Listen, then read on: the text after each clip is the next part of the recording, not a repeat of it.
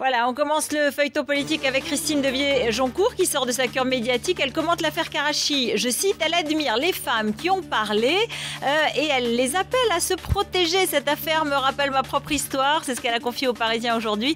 J'espère qu'elle ne sera pas elle aussi étouffée et que la vérité sortira.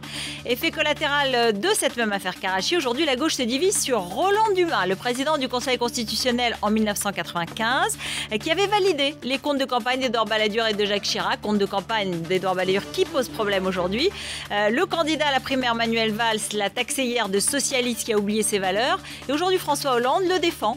Quand le Conseil constitutionnel intervient pour valider des comptes, il est trop tard, l'élection a déjà eu lieu. Vous vous rendez compte de ce que ça signifierait d'annuler une élection parce qu'il y a eu des doutes sur l'origine des fonds. Voilà ce que dit François Hollande. Et puis à l'instant, on l'apprend, Paul Sarkozy, le père du président Sarkozy, a démenti son interview d'hier dans le journal Bild, l'interview dans laquelle il a annoncé que l'accouchement de Carla Bruni Sarkozy était prévu le 3 octobre. Il revient sur ses propos, ce qui avait déjà été le cas en mai 2011 lorsqu'il avait aussi annoncé de façon indirecte la grossesse de la première dame. Voilà, c'est l'œil de Benjamin maintenant.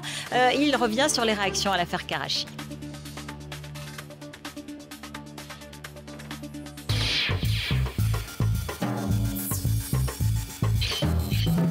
Stop aux amalgames. Il y a beaucoup d'amalgames.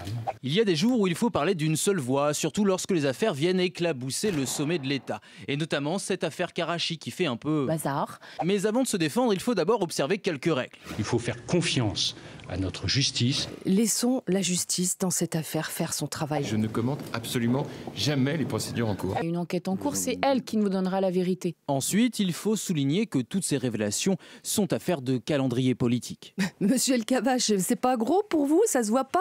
Comme le nez au milieu de la figure? C'est que nous sommes à 6 mois des élections présidentielles. Ouais, Ah, la théorie du complot, tant décriée pour DSK, c'est extrêmement choquant qu'on vienne rajouter une théorie du complot. est subitement remis au goût du jour. Tout ça, c'est de la manipulation. On le sait très bien, personne n'est dupe. On est en période électorale. Enfin, l'essentiel, tourner la page. Que ce qui compte, c'est que nous restions concentrés sur les questions qui intéressent les Français. Oui, se concentrer sur les seules choses qui intéressent les Français. Le pot-au-feu, le meilleur jambon beurre. Il y a du sel de Guérande aussi.